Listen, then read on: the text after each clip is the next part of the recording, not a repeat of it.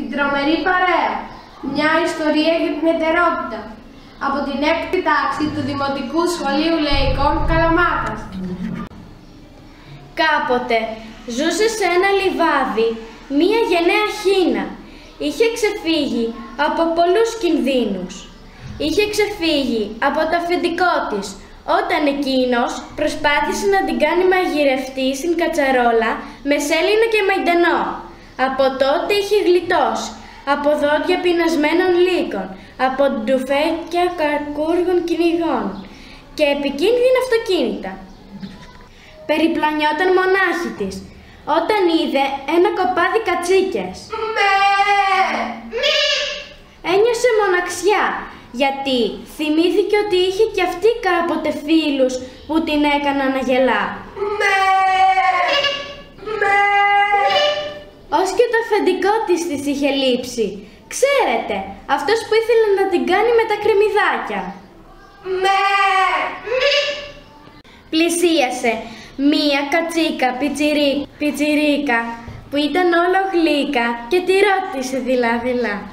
Θέλεις να... Όχι, ευχαριστώ, δεν ενδιαφέρομαι. Ουάου, τα περνάμε ωραία. Δεν έχει σημασία που είμαστε διαφορετικές. Μπορούμε να κάνουμε καλή παρέα. Για μένα έχει σημασία. Γεια και χαρά σου.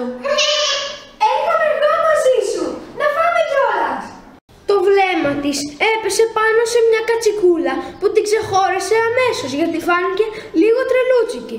Χοροπηδούσε και έπαιζε όλη την ώρα. Αν και το είδος μας δεν ταιριάζει, αυτό καθόλου δεν μας νοιάζει. Θα γίνουμε παρέα και η ζωή θα είναι πιο ωραία. Ξεκίνησαν λοιπόν μαζί για την αναζήτηση νέων φίλων.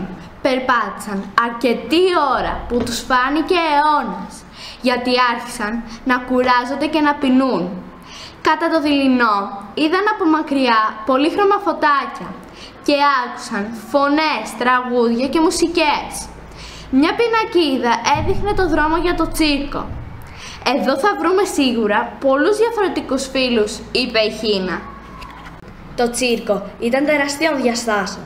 Μια μεγάλη χρωματιστή τέντα στο κέντρο. Γύρω-γύρω σταθμευμένα αυτοκίνητα και καντίνες. Άνθρωποι αγόραζαν εισιτήρια. Μια αστεία μουσική ακουγόταν από μέσα ανακατεμένη με τις φωνές ανθρώπων και ζώων. Πίσω από την τέντα όμως υπήρχε ένα κλουβί τεράστιο και βαρύ. Πλησίασαν και είδαν ένα ελεφαντάκι θλιμμένο να κλαίει. Είμαι κλεισμένος σε μια φυλακή. Θα σε ελευθερώσουμε να έρθεις μαζί μας. Δεν πειράζει που είσαι χοντρούλης. Αρκεί να είμαστε φίλοι και να περνάμε καλά. Η τρελούτσικη, η κατσίκα, τότε χοροπήδησε και με το κεφάλι της κοπάνισε την κλειδαριά που έσπασε και ελευθέρωσε το ελεφαντάκι. Έτσι ελευθέρωσαν τον ελέφαντα. Οι τρεις φίλοι ξεκίνησαν για νέες περιπέτειες. Ξάφνου άκουσαν μια βροντοφωνάρα σαν να ερχόταν καταιγίδα. Τι αγριοφωνάρες είναι αυτές? Είμαι ένας γαΐδαρος τενόρος. Με έδιωξαν από τη φάρμα που ζούσα παρόλο που τους τραγουδούσα κάθε πρωί. Θα πάω σε έναν διαγωνισμό για να αναδεικτεί το ταλέντο μου. Θα έρθουμε κι εμείς μαζί σου. Εγώ θα χορέψω ζούμπα. Εγώ θα κάνω τα ακροβατικά. Εγώ είμαι το πιο όμορφο χινομοντέλο. Οι 4 φίλοι ξεκίνησαν με ενθουσιασμό για το Animal Talent Show. Στο δρόμο, Animal Talent Show.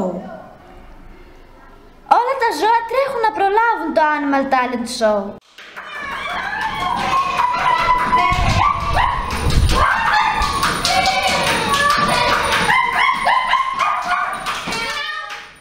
Οι 4 φίλοι προχώρησαν και μπήκαν μέσα με αυτοπεποίθηση και θάρρος. Μπροστά τους ανοιγόταν μια τεράστια σκηνή που φωτιζόταν από πυγολαμπίδες διαφορετικών χρωμάτων. Κάτω από τη σκηνή υπήρχαν μπροστά σε ένα τραπέζι 4 κριτές που παρακολουθούσαν και βαθμολογούσαν τα ταλέντα των διαγωνιζόμενων. Το περήφανο άλογο για τους τραγουδιστές, η πουλιπάπια για τα καλλιστεία, το πρόβατο με το φουντωτό μαλλί για το χορό και το μικροσκοπικό αυστηρό ποντίκι για τα ακροβατικά. Είστε όλοι άχρηστοι. Μπροστά μας είναι ένα τίποτα. Συμφωνώ. Με απορρίψανε. Ας ανέβει στη σκηνή ο επόμενος. Και κυρικού! Ο κόκορας παρουσιαστής ανάγκηρε τη Χίνα μας που εκπροσωπούσε την ομάδα μας στα Καλυστία. Η Χίνα στη σκηνή ποζάρει καμαρωτή. Σιγά το μοντέλο. Στην καλύτερη της πόζα σκόρπισαν οι χάντρες, γλίστησε και προσγειώθηκε πάνω στους κρυστές.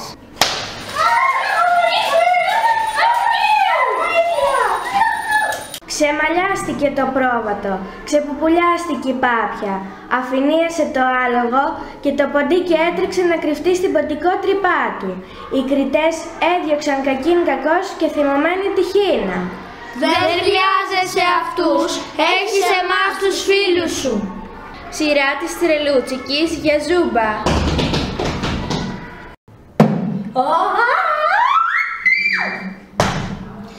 Εσύ δεν κάνεις για Ζούμπα, ούτε για τούμπα. Η σειρά του Γαϊδάρου. Αμάν τι πάθαμε. Αν συνεχίσει να τραγουδάει, το κεφάλι μας θα μας πονάει. Μόλις άνοιξε το στόμα του, οι πηγολαμπίδες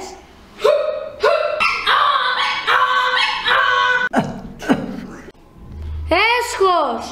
Άμα αυτό είναι ταλέντο, Η φωνή σου κάνει για σειρά περιπολικού. Ουστ. εμείς σας αγαπάμε. Δεν πειράζει. Τώρα που ήρθε η σειρά μου θα δούνε. Τότε ο κόκορας φώναξε τον ελέφαντα.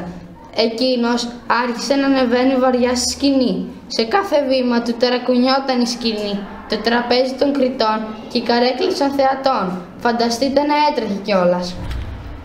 Εγώ είμαι ο καλύτερος ακροβάτης ελέφαντας και ο πιο ελαφροπόδαρος. Μόλις ανέβηκε όμως και είδε το μικροσκοπικό ποντίκι κριτή, φοβήθηκε τόσο πολύ που άρχισε να χοροπηδάει δόθε κι ήρθε. Μόλις είδα το ποντίκι. Οι κριτές νόμιζαν ότι αυτά ήταν τα ακροβατικά που ήθελε να τους δείξει. Οι κριτές ενθουσιάστηκαν με τα ακροβατικά του ελέφαντα, ζητοκράβγαζαν και χειροκροτούσαν. Η ξυλίνη σκηνή όμως δεν άντεξε τόσο ενθουσιασμό και βάρος. Βοήθεια, ένα ποντίκι!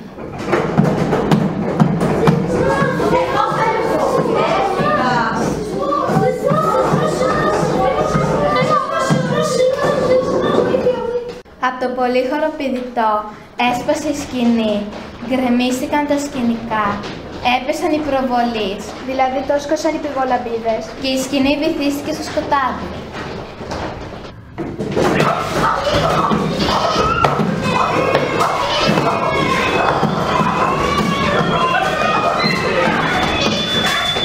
Οι κριτές έγιναν έξω φτερνών, έξω φρενών.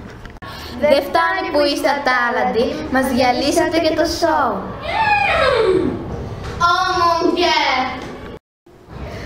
Άδοξο τέλος.